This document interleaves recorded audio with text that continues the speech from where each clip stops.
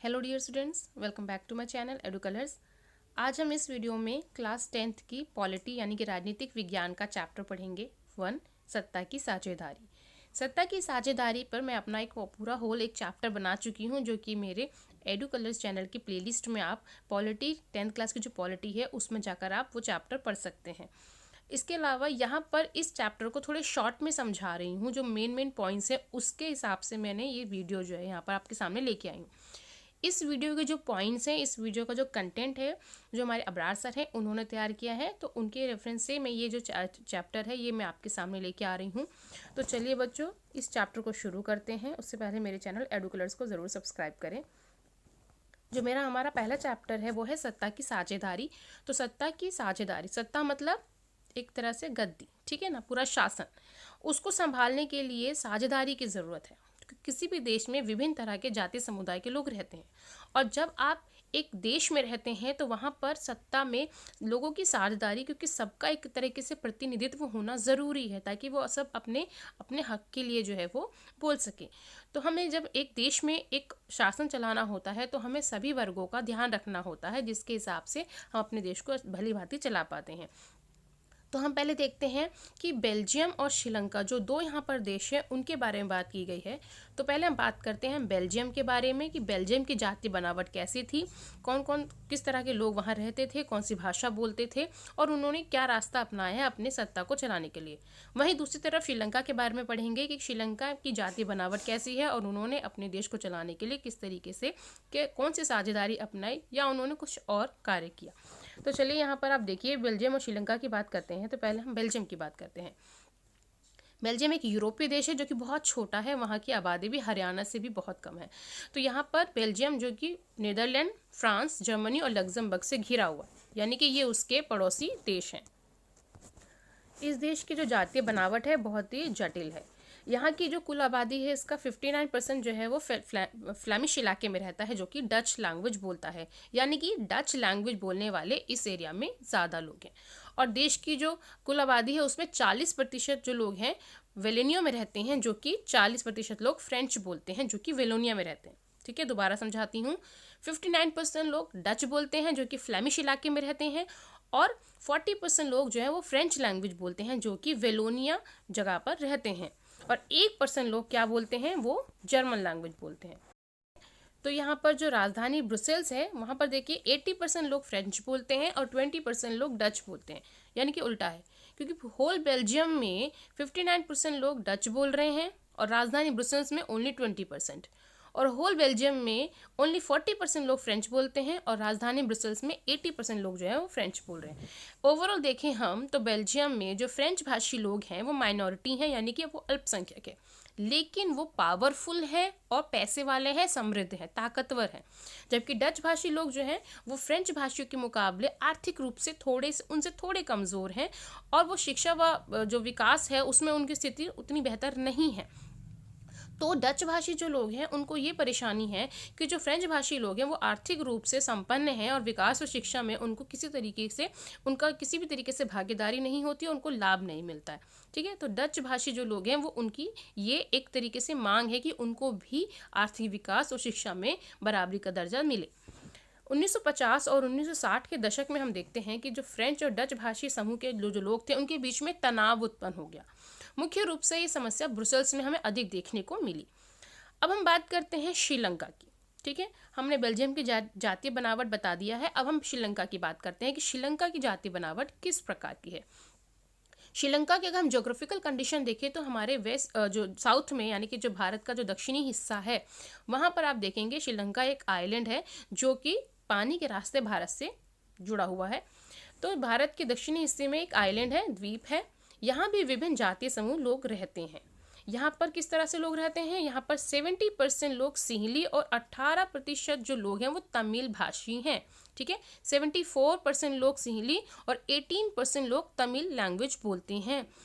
तमिल भाषी लोग दो समूह के हैं, जो श्रीलंका के ही हैं और जो भारतीय मूल के हैं। ठीक है, जो श्रीलंका में पहले से रहते थे वो तमिल मूल के लोग, और जो भारत के जो तमिल मूल के लोग जो वहाँ काम करने गए थे वहाँ के बागानों में और वो वहीं रह गए, तो वहाँ पर वो वहाँ के भारतीय मूल के तमिल कहलाते हैं। तमिल मुख्य रूप से उत्तर और पूर्वी प्रांतों में ही रहते हैं। सिंहली लोग जो है वो बौद्ध धर्म के अनुयायी हैं, जबकि तमिल जो है वो हिंदू और मुसलमान दोनों हैं। श्रीलंका की 7% जो जनसंख्या है वो ईसाई है। ईसाई भी सिंहली और तमिल दोनों भाषा बोलते हैं। तो ओवरऑल हमें क्या दिखता है कि श्रीलंका में सबसे ज़्यादा सिंहली बोलने वाले हैं, श्रीलंका में सबसे ज़्यादा बौद्ध धर्म को मानने वाले हैं, जो कि तमिल, ठीक है, जो तमिल भाषी लोग हैं या जो हिंदू मुस्लिम जो ईसाई हैं उनके ऊपर एक तरीके से बहुसंख्यकवाद है, बहुत ज़्यादा सिंहली बहुत ज़्यादा बहुसंख्यक हैं श्रीलंका में। तो ऑब्वियसली वहाँ पर वो चाहेंगे कि उनका जो धर्म है वो चले, उनकी जो भाषा है बोली जा रही है वो सभी बोले, उनको माने। तो इस तरीके से श्रीलंका में अगर हम देखें तो सिंहलियों का जो दबदबा था वो बहुत ज़्यादा था। 1948 में हम देखते हैं कि श्रीलंका में एक स्वतंत्र राष्ट्र बन गया। सिंहली समुदाय ने अपने प्रभुत्व को जमाने के लिए एक तरीके से कई कदम उठाए। उन्होंने क्या किया, 1956 में सिंहली भाषा को राजभाषा घोषित कर दिया। सभी जगह सिंहली भाषा बोलने वाले या सिंहली भाषा को प्राथमिकता दी गई। नए संविधान ने बौद्ध धर्म को एक तरीके से अपना लिया। इन सब नई नीतियों ने तमिल भाषियों के मन में असुरक्षा का भाव पैदा कर दिया, क्योंकि उनको लगा कि जो उनकी लैंग्वेज है, जो उनका कल्चर है, रिलीजन है, कहीं ना कहीं तमिलों को ये लगा कि उनका ये सब चीज़ उनका खत्म हो जाएगा। उनके अंदर असुरक्षा की भावना आ गई क्योंकि वो माइनॉरिटीज़ हैं। परिणाम स्वरूप क्या हुआ, तमिल और सिंहलियों के बीच में एक तरीके से एक कोल्ड वॉर शुरू हो गया। उनके बीच में एक जो संबंध थे उनके वो बिगड़ने शुरू हो गए। श्रीलंकाई तमिलों ने अपनी राजनीतिक पार्टियां बनाई और तमिल को राजभाषा बनाने की मांग करने लगे। क्षेत्रीय स्वायत्तता, शिक्षा, रोजगार में समान अवसरों की उन्होंने मांग की। 1980 के दशक में हम देखते हैं उत्तर पूर्वी श्रीलंका में स्वतंत्र तमिल इलम सरकार की मांग बढ़ गई और अंततः क्या हुआ, एक तरीके से गृहयुद्ध शुरू हो गया और 2009 में इस गृहयुद्ध का अंत हो गया। बेल्जियम ने क्या समझदारी दिखाई, क्योंकि देखिए वहाँ पर भी गृहयुद्ध होने की पूरी संभावना थी, लेकिन बेल्जियम ने एक बीच का रास्ता अपनाया, समझदारी का रास्ता अपनाया। उसने श्रीलंका जैसे हालात अपने यहाँ पैदा नहीं होने दिए और जिस तरह से श्रीलंका में गृहयुद्ध शुरू हो गया तमिलों और सिंहलियों के बीच में, बेल्जियम में ऐसा नहीं हुआ। वहाँ पर डच और फ्रेंच भाषी जो लोग थे उन्होंने समझदारी का रास्ता अपनाया। उन्होंने बेल्जियम के जो नेता थे उन्होंने 1970 और 1993 के बीच में अपने संविधान में 4 संशोधन किए। ठीक है बच्चों, ये याद रखना, 4 संशोधन किए, 1 मार्क का क्वेश्चन आ सकता है, ताकि किसी भी नागरिक को बेगानेपन का एहसास ना हो। केंद्र सरकार में डच और फ्रेंच भाषी मंत्रियों की संख्या समान कर दी गई। कोई भी कानून दोनों भाषी समूह के बहुमत से ही बनेगा, यानी दोनों भाषियों के जो मंत्री हैं वो जब इस चीज़ को पास कर देंगे तभी कोई कानून बनेगा। राज्य सरकार और क्षेत्रीय सरकारों को आज़ादी दी गई कि वे केंद्रीय सरकार के अधीन ना हो।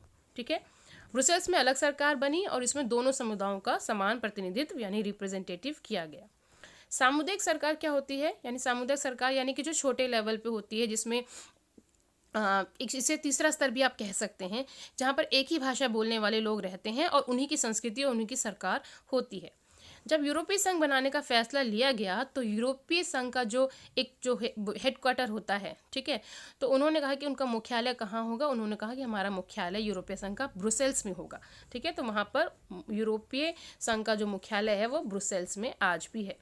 सत्ता की साझेदारी करना क्यों ज़रूरी है, सबसे बड़ी बात तो यह है कि क्यों ज़रूरी है कि सत्ता की साझेदारी की जाए। तो सत्ता का जो बंटवारा है वो ठीक है, क्योंकि इसमें विभिन्न जो सामाजिक समूह हैं उनके बीच में टकराव का अंदेशा कम हो जाता है। सत्ता की साझेदारी लोकतंत्र की आत्मा है। जब हम सभी वर्गों के हितों के बारे में सोचेंगे तो लोकतंत्र अपने आप भली भांति चलेगा। अगला पॉइंट है, सत्ता की साझेदारी 2 तर्कों पर आधारित है, युक्तिपरक और नैतिकपरक। यानी कि हम उसको जिस तरीके से अप्लाई कर रहे हैं उसको एक तरीके से हमें अप्लाई नैतिक तौर पर भी करना है। युक्तिपरक या समझदारी का तर्क लाभकारी परिणामों पर जोर देता है।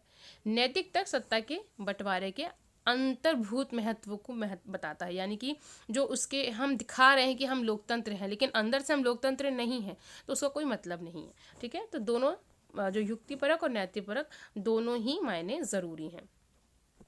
अब सत्ता की साझेदारी के रूप क्या क्या है, सत्ता की साझेदारी किस किस प्रकार से होती है। तो शासन के विभिन्न अंग को हम कैसे बांटते हैं, हम बांटते हैं विधायिका, कार्यपालिका और न्यायपालिका के बीच। विधायिका कानून बनाती है, कार्यपालिका उस कानून को लागू करती है और न्यायपालिका क्या करती है, उस कानून को ना मानने वालों को एक तरीके से जो सज़ा होती है उसकी व्याख्या करती है।